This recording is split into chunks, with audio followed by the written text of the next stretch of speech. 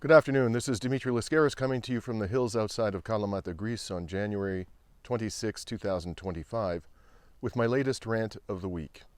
The subject of my rant this week is going to be the curious phenomenon known as Trump derangement syndrome. This extraordinary phenomenon first manifested itself on a mass scale during the first Trump administration from 2016 to 2020. And its most notorious manifestation, I would say, was the widespread belief that Trump won the 2016 election, not because Hillary Clinton was a terrible candidate, perceived by most Americans to be even worse than Trump, not because Hillary Clinton and the DNC had effectively cheated Bernie Sanders out of the Democratic Party nomination, but because Russia hacked the election. We were told that Donald Trump was a puppet of the Kremlin, that Putin had compromat on him, which effectively made Trump subservient to Putin's demands, and that therefore the whole Trump administration was effectively a project of Russian interference. Well, after a multi-million-dollar investigation headed by none other than former FBI Director Robert Mueller, we learned that that was nothing but a stinking, rancid pile of BS. And in fact, there was no meat on the bones whatsoever. By the way, this hasn't stopped some particularly determined actors, including the Canadian government, to continue to propagate this conspiracy theory, but I think it's now widely accepted that it was, for the most part, utter nonsense. I'm not here, however, to talk to you today about that particular form of Trump derangement syndrome, because there's a flip side to this coin. And the current manifestation of Trump derangement syndrome, which we are witnessing, in my respectful opinion, is the belief not that everything negative said about Trump is true, no matter how unsubstantiated it may be or how lacking in credibility his accusers may be, but rather the belief that Trump's agenda is serious and is achievable, and particularly the more positive aspects of that agenda. In other words, the tendency to have wildly unrealistic expectations about the second Trump administration. Now, before I get into those expectations, I want to be fair to Donald Trump. There are at least two good things that Donald Trump has done thus far. And there's a third that he's attempting to do. And I think in sincerity he's attempting to do it. The first good thing that he has done, and this is widely acknowledged by the Israeli and the American press and political commentators on both sides of the Atlantic, that Trump pressured Netanyahu into finally accepting a ceasefire deal, the terms of which had been negotiated back in May. And whatever Trump's motivation for this may have been, and I'm going to get into that in a moment, and however long this ceasefire may last, every single day that Israel isn't bombing relentlessly with US-made munitions the devastated people of Gaza is a relatively good day. Dozens, if not hundreds, of lives are being saved, and for however long this ceasefire lasts, Palestinians are being given the opportunity to access desperately needed humanitarian aid. And let us hope this ceasefire becomes permanent, although we have good reason to be skeptical about that. The second good thing Trump has done, in my opinion, is that he has signed an executive order which declares that the U.S. government's official policy will be to refrain from censoring political views with which it disagrees. And we learned through the Twitter files and the intrepid reporting of people like Matt Taibbi that in fact during the Trump or the Biden administration, the U.S. government had forcefully and repeatedly pressured social media companies into censoring and even deplatforming people whose political opinions they didn't like. So if this policy is in fact implemented, and I hope very much that it will be, that is certainly a positive development. The third thing, which Trump has not yet accomplished, but rather ineptly is attempting to secure, is an end to the Ukraine war. Again, before I get into the details of what exactly he's doing in that regard, he has staked a lot of political capital on bringing this war to an end. And my strong impression is that he is sincere in his desire to do that. And he has even talked repeatedly, as he did during his debate with Kamala Harris, about the risk of nuclear conflagration. So whether or not he succeeds in this goal, the mere fact that he declares it to be a primary objective of his administration and seems to be serious about at least attempting to do that is something whose importance cannot be overstated. I mean, we're talking here about the risk of nuclear war. It's a risk that's very real, extremely elevated, and one to which the Biden administration appeared to be utterly reckless and heedless. So we must commend Donald Trump for those efforts, in my opinion, whether or not they end in an actual end to the Ukraine war, thanks to his efforts to bring it to an end. Now, that being said, I want to make some general observations before I get into the whole question of these wildly unrealistic expectations. The general observations are that in order for a president to achieve his or her objectives, it seems to me that at least three requirements must be fulfilled. The first is that the president must have the ability to implement the agenda of the administration. And having the ability doesn't mean simply having the intellectual capacity, the brain power. It also means having the knowledge base, the understanding, a broad grasp of the underlying facts. That's what I mean by the ability to implement the agenda. The second thing is that the president must have the determination to implement the agenda and not simply be making some half-assed effort to get to the ultimate goal. And the third is that the president must have the authority to implement the agenda. And by authority, I don't simply mean the lawful authority, I also mean the practical authority.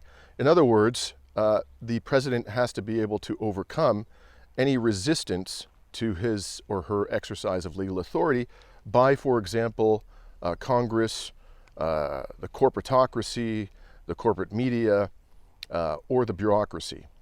If the president is lacking in any of these necessities, then the agenda ain't going to get accomplished. That's a simple reality, folks. So let me say a word about the first of these requirements, having the ability to achieve or implement an agenda. As I mentioned, there are two elements to this. One is having the brain power and the other is having the knowledge base. I'm not going to get into a discussion of how intelligent Donald Trump is. I certainly don't assume that the man is a genius, which he obviously considers himself to be. I don't think he's an imbecile. Maybe he's of above average intelligence. But at the end of the day, that's a pointless debate. What I'm going to focus on for the moment is the question of whether he has the knowledge base, the grasp of the facts. And for that purpose, I'm going to share with you a quite interesting interaction that Trump just had with the media about the BRICS. Have a listen. Thank you, sir. What can we expect of the countries in NATO that spend the least amount of money, like Spain, France, below the 5%? Spain is very low. And yet, aren't they a BRICS nation? What? They're a BRICS nation, Spain. You know what a BRICS nation is? You'll figure it out. But, and if the BRICS nations want to do that, that's okay, but we're going to put at least a 100% tariff on the business they do with the United States. You know what the BRICS is, right? You guys know. Brazil, You know Russia. what I'm saying, right? You know what I'm saying. But Spain is not in the BRICS. So it's not even a threat. In fact, since I made that statement, Biden said, well, they have us over a barrel. I said, no, we have them over a barrel. And there's no way they're going to be able to do that. This is an So they are executive order risking relating 100% to... tariffs, those countries, like Spain? As a BRICS nation, yes. But how They'll is have the a nation- 100% tariff if they so much as even think about doing what they thought. Can you explain how is Which, and therefore they'll give it up immediately. So will China give it up. Sir, this is a... So as you just heard, Donald Trump apparently believes that Spain is a member of the BRICS.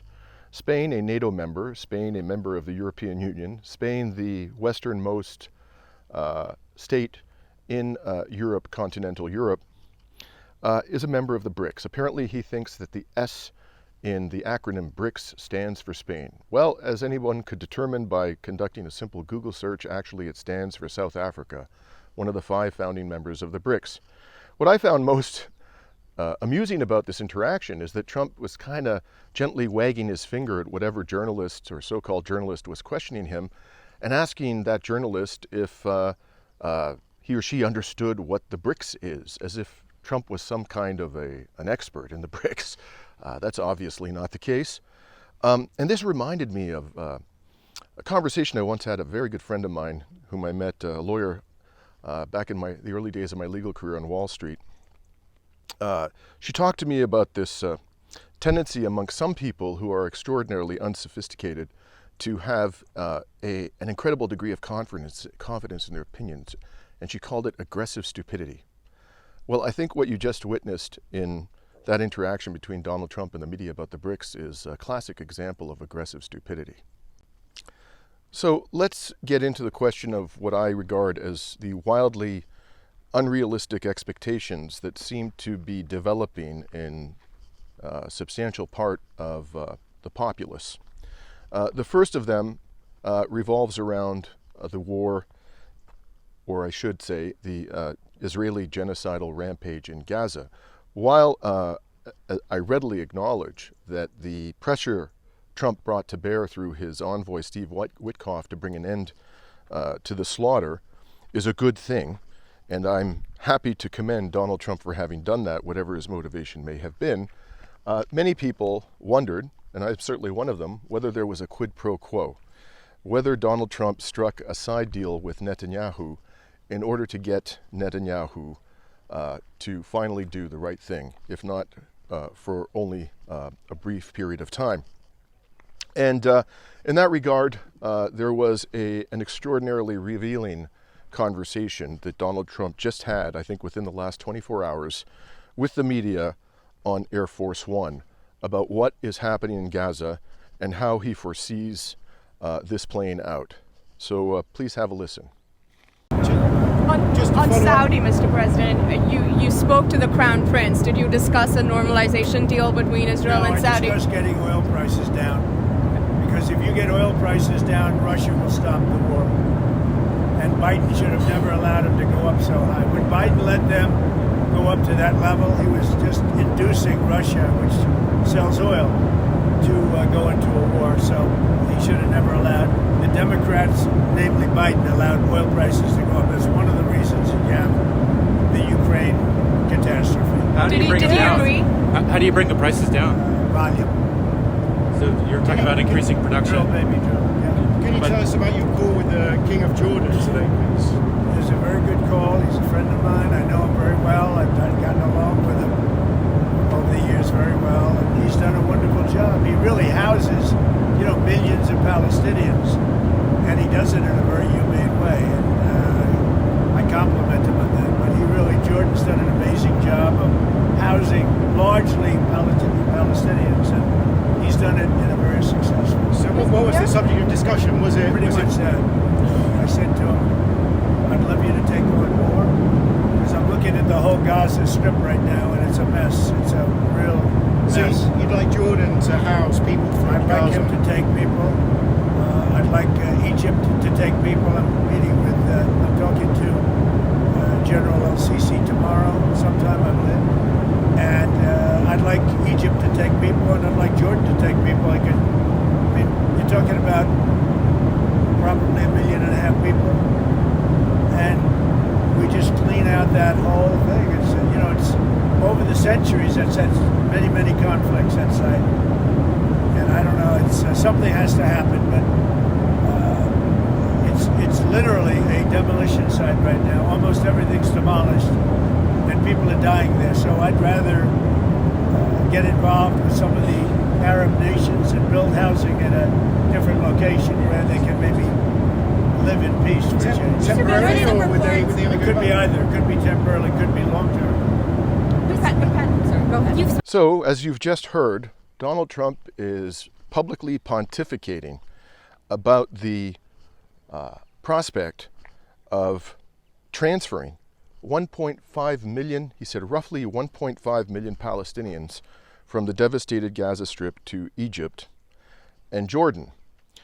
This, of course, raises the possibility that there was a side deal between Netanyahu and Trump, that if Netanyahu agreed to the ceasefire that was negotiated back in May of 2024, Trump would apply maximum pressure on his favorite dictator, Sisi, that's how he described him during the first Trump administration, and on the King of Jordan to take these 1.5 million Palestinians. We know, because it has been widely reported in the press, and it's simply a matter of common sense, that neither of these two autocrats would be particularly interested in taking the Palestinian population of Gaza into their territory, quite apart from the economic burden of this, which could certainly be alleviated by Israel and the United States. The prospect for extreme political instability would be very, very high if they were to accede to this demand, or alternatively call it a request.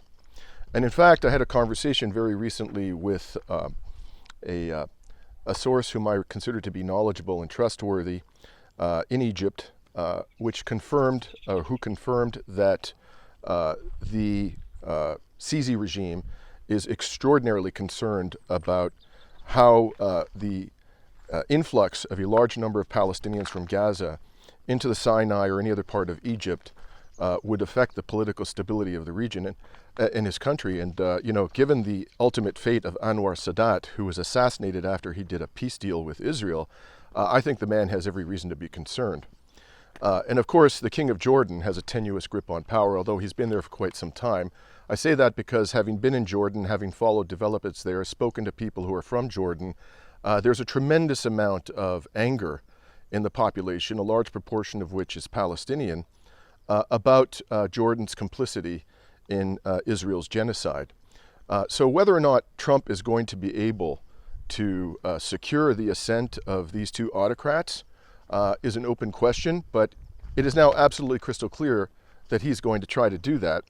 And what I found really notable and frankly alarming about the number that he cited, 1.5 million. Well, we know that the population of Gaza prior to this sadistic, diabolical, genocidal rampage of Israel was approximately 2.3 million Palestinians.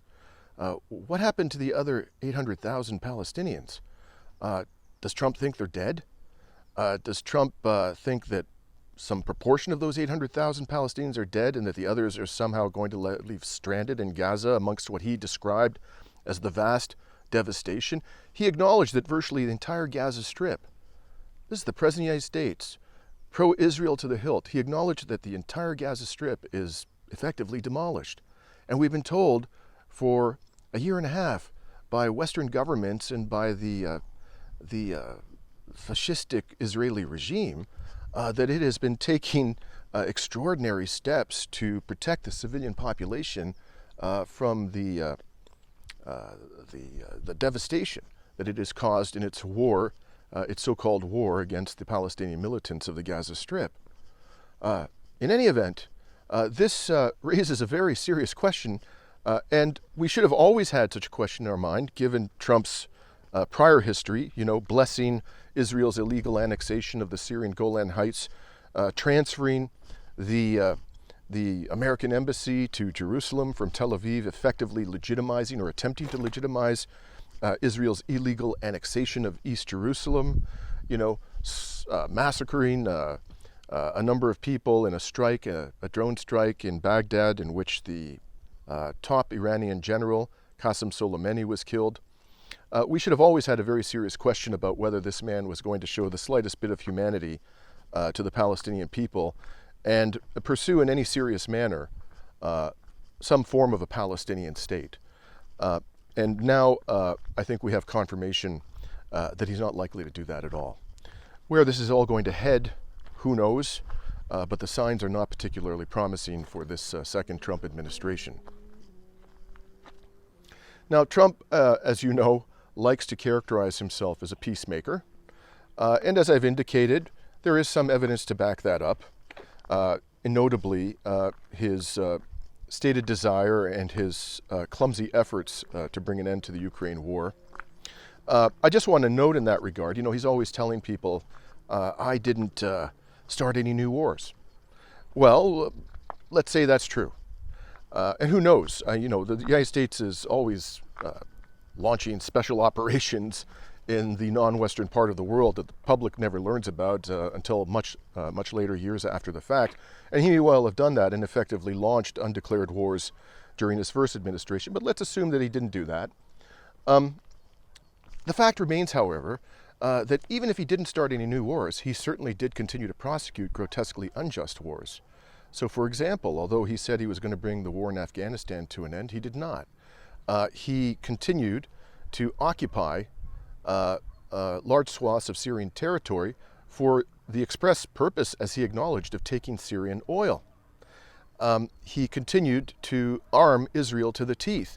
He sent weapons to Ukraine, even though the Obama administration, which was intensely hostile to the government of the Russian Federation, refused to do that because, as Obama said, in that part of the world, the Russians had escalation dominance. He pulled the United States out of the Obama-era nuclear deal with Iran, even though the International Atomic Energy Association verified that Iran was complying with the deal.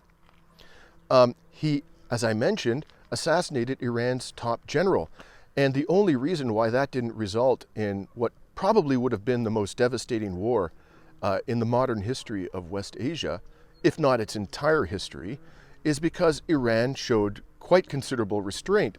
Although it struck an American military base in the region with ballistic missiles, it didn't kill a single soldier, indicating that it actually somehow communicated to the U.S. government its intentions in terms of retaliation, giving the U.S. government or the military an opportunity to prepare and protect its soldiers from incurring any casualties. So what really stopped that from escalating into war is not anything, in my view, that Donald Trump did, but rather the restraint of the government of Iran. So nonetheless, whatever you may think of the record of Donald Trump in his first administration, the fact remains, as I said, that he's trying to bring an end to the Ukraine war, evidently. How is he doing that, however? He is threatening the Russians with more sanctions. The Russians have been threatened with more sanctions, repeatedly, more often than one can count, over the past, decade or more. And yet that has not had any effect whatsoever on the Russian Federation's willingness to defend what it perceives to be its core strategic interests on its western border. It clearly regards the presence of NATO in Ukraine as an existential threat, and it is clearly prepared to incur very significant casualties and costs in order to negate that existential threat. Now, the other thing that Donald Trump said in the course of making overtures to Vladimir Putin about a negotiation to bring an end to the Ukraine war, he said that Russia helped the United States defeat Nazism in World War II. Wow.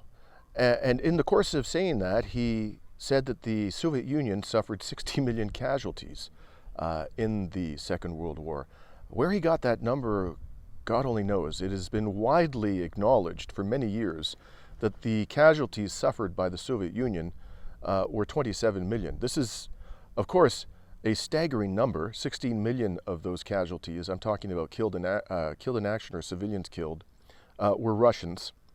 And that was higher than all of the Western allies, the United States, Canada, and Germany, the primary aggressor, combined by a wide margin. And the very reason why Russia experienced all of those casualties is because it did the heavy lifting in defeating the Nazis. The forces of the Soviet Union, not just Russia, but of the Soviet Union, accounted for 80% of the casualties suffered by Axis forces in the Second World War. And although there was significant and heroic service given by the soldiers of Western nations prior to the invasion of D-Day, really the bulk of the fighting happened on the Eastern Front and was conducted very capably by the Soviet military. And it was only when the most devastating battles had been fought and won by the Soviet Union, that the Allies finally launched their grand and important offensive in Normandy.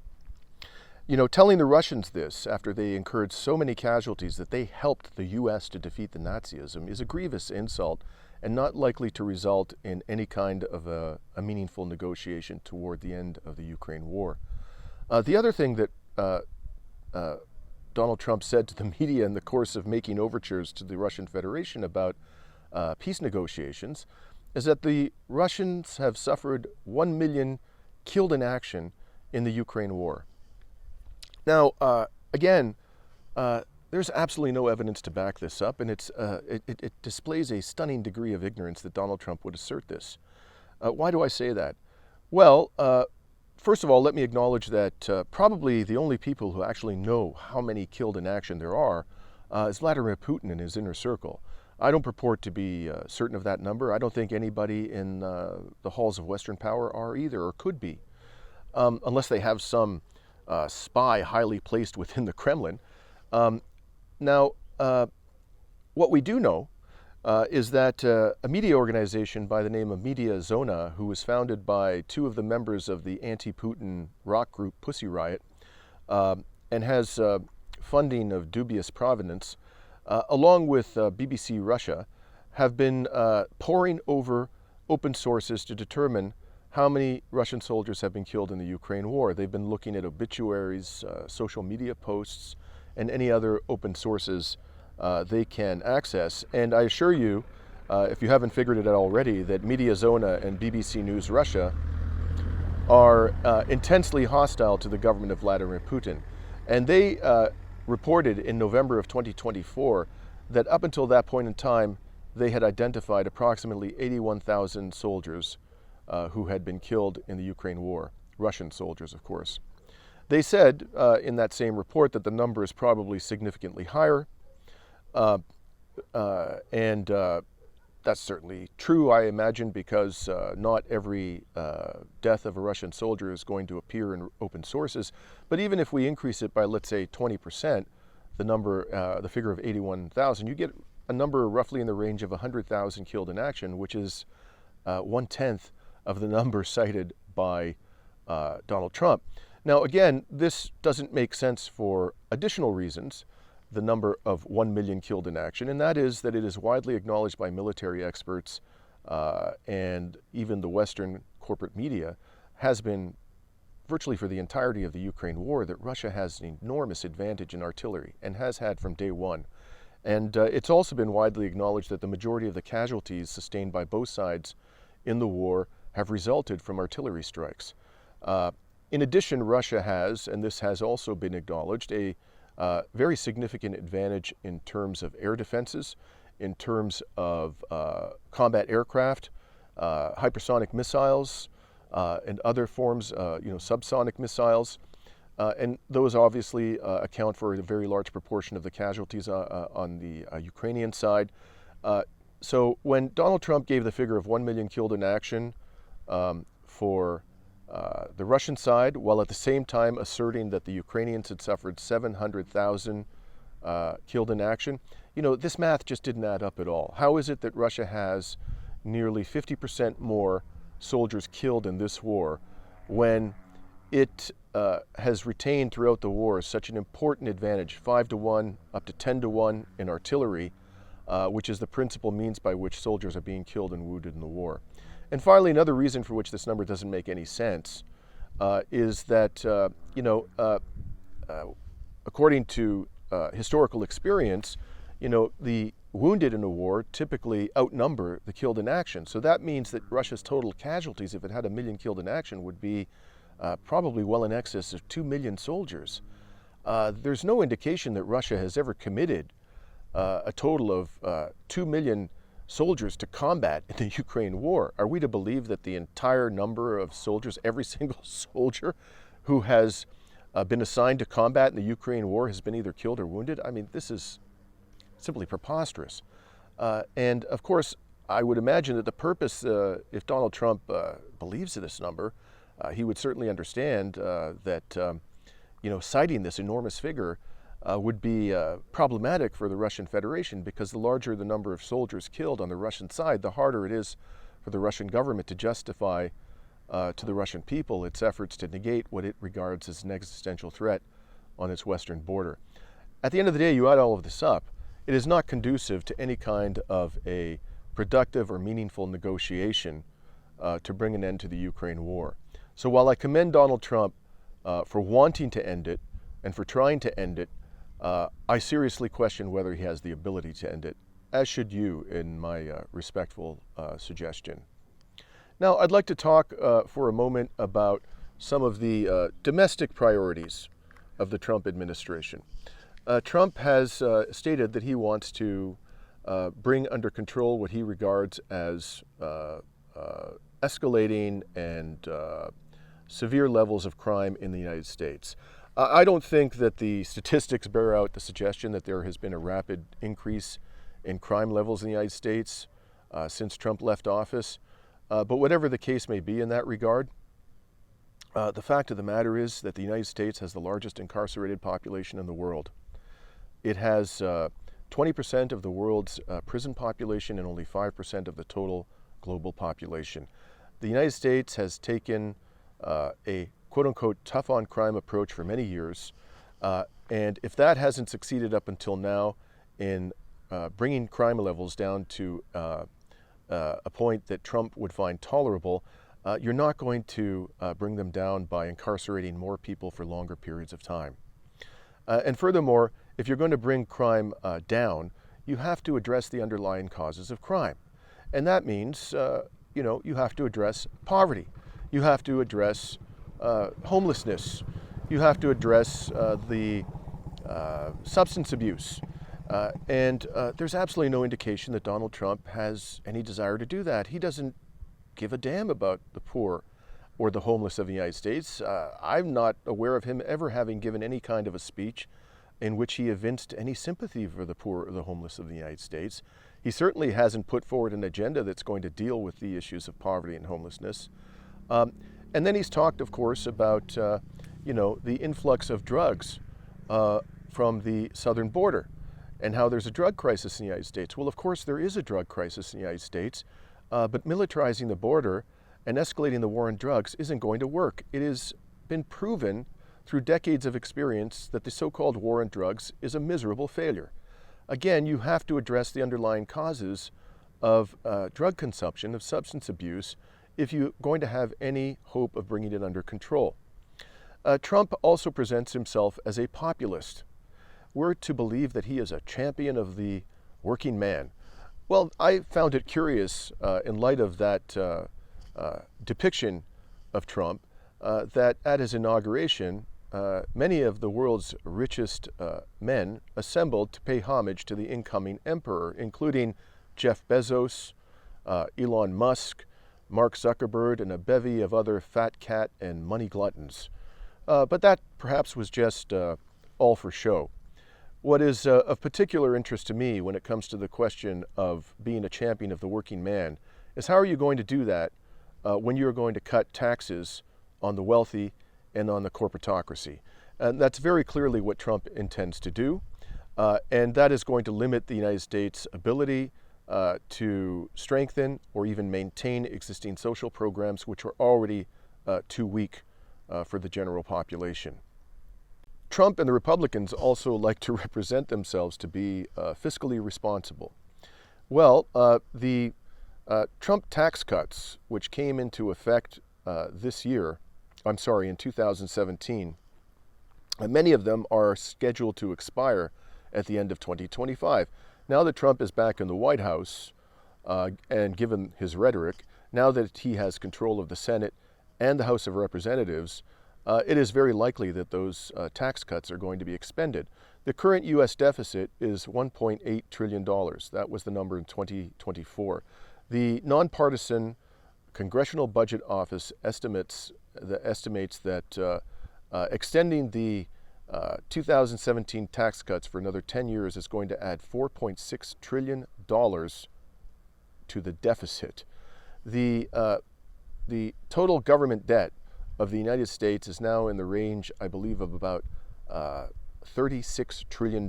That is, by the way, more than twice as much as the People's Republic of China, which has a much larger population and on a purchasing power parity basis has a bigger economy than the United States. The PRC's national government debt is in the range of $16 trillion. The annual interest payments on the U.S. government debt are currently somewhere between 800 and 900 billion.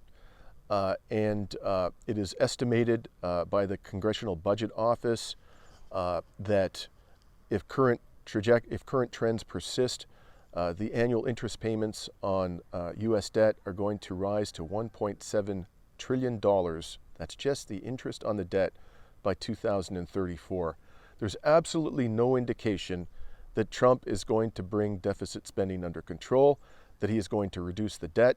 In fact, given his stated intention to shower tax cut goodies on the billionaire class and the corporatocracy, and also his stated desire to make the United States military stronger than it's ever been, he is almost certainly going to exacerbate the problem of U.S. government indebtedness and the deficit. And when it comes to U.S. military spending, a very important analysis done by Vijay Prasad at the Tricontinental Institute found that total U.S. military spending in recent years has risen to not the official figure of around $900 billion, but actually $1.6 trillion. Even if we take the number of $900 billion as being the actual figure of U.S. military spending, that is well over twice as much military spending as the combined military spending of the People's Republic of China and Russia. I cannot for the life of me understand why spending more than twice as much as your principal adversaries is not enough to keep your country safe from those adversaries. And neither of them threatens the United States in any case. They have no designs on U.S. territory. They've not threatened to attack the United States. It is the United States that has ringed the PRC and the Russian Federation with military bases. And in that regard, now the United States, the Trump administration, is talking about taking over Greenland, where it would undoubtedly install even more military bases. In fact, the press just reported that Donald Trump, the Peacemaker, had a fiery call with the Danish Prime Minister in which he essentially let her know that his intention was to take over Greenland, whether by economic coercion or military force. Apparently, this has brought shockwaves across the European Union. Of course, I very much hope that this doesn't happen. I support entirely what the Prime Minister of Greenland has said in response to this brouhaha, which is it is that the people of Greenland should decide their fate and should be an independent state. They should not be a colonial outpost of either the United States or Denmark. But it is amusing to see this whole drama unfold because it really tells us a great deal about the degree to which the European Union has become subservient to the United States. What is the EU going to do in regard to this naked and enormous land grab that Trump seems intent upon pursuing? They're not going to be able to hide this aggression against the EU the way they've tried to bury the Biden administration's destruction of the Nord Stream pipeline, which is a critical piece of infrastructure, or was a critical piece of energy infrastructure for Germany, the supposed ally of the United States. So we're about to see, in no uncertain terms, just what a slave the European political elite has become to the masters in Washington. At the end of the day, I know this all sounds rather grim. I want to say a few things, first of all. I used to be of the view, because I am left-wing, I make no bones about it, that we couldn't make common cause with people on the right. My mind has been changed about that. I've seen many people who profess to be conservatives over the last several years, not as many as I would have liked, but some very prominent voices who profess to be conservatives criticizing Israel's genocide in Gaza, criticizing U.S. military spending, criticizing the support for the Ukraine war. I've seen many people who profess to be conservatives criticizing censorship. We can make common cause on very important issues, and I have no hesitation in doing that with people of goodwill, even if their political orientation is not aligned with my own. To the extent that the Trump administration pursues objectives that I share, I commend the administration for doing that, and I will support its efforts to do that. But at the same time, our political judgments should be based upon the evidence, whatever your political orientation may be. And in that regard, and this is one thing that I really want to stress in this rant, the level of inequality in the United States has become absolutely obscene. You know, the bottom 50% of the United States population controls 2.5% of the total national household wealth. 1%, the top 1%, controls 30% of the national household wealth. That means the top 1% controls 12 times as much household wealth as the bottom 50%. Now, I don't care whether you're a communist, a socialist, a social democrat, a centrist, a liberal, a conservative, whatever you may be. I don't know how you find that to be a reasonable or fair distribution of wealth. If you actually believe in some form of democracy and you believe that the principle of equality matters in any meaningful sense, surely we should be able to agree that that is unacceptable, extreme, obscene, and has to be dealt with as a top priority by any American administration. And there is zero, I repeat, zero evidence that this administration has any interest in dealing with the fundamental problem of inequality. I hope I'm wrong about that. I would love to be wrong about a great deal that I've said about the Trump administration. I just don't think the evidence supports the claim that the Trump administration is going to deal with any of these critical matters in an effective and successful manner. One good thing that may emerge from the next 4 years, I believe, is that we're going to have a much more honest presentation from Washington about what the U.S. government is really all about. And as others have commented, that's probably one of the big reasons, if not the main reason, why the deep state hates Donald Trump so much. The man just can't keep his mouth shut and is not inclined to sugarcoat the real intentions of the U.S. government. In any case, that's my rant of the week. I look forward to coming to you this week with further reporting on events in West Asia. Most notably, today is the last day of the Lebanon ceasefire. Israel has completely predictably declared that it does not intend to vacate South Lebanon by the expiration date, which is today. So there's going to be a very serious question of how the Lebanese national government is going to deal with this, and of course how Hezbollah is going to respond to this. We'll be following this and other stories as the week unfolds. For now, this is Dimitri Lascaris coming to you from Kalamata, Greece on January 26th, 2025.